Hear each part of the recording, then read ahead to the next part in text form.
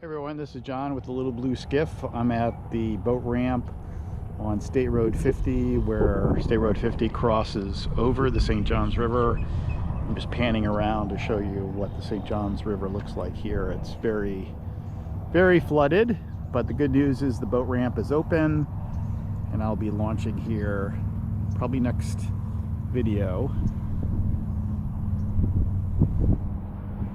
Normally you can't put too many boats in here other than airboats, but with the water level this high, I should be able to get in and give a little bit of a tour.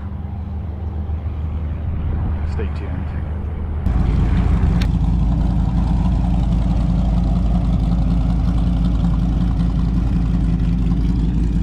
One of the many airboat ride tours leaving this area, which is probably the only reason why the dock is open.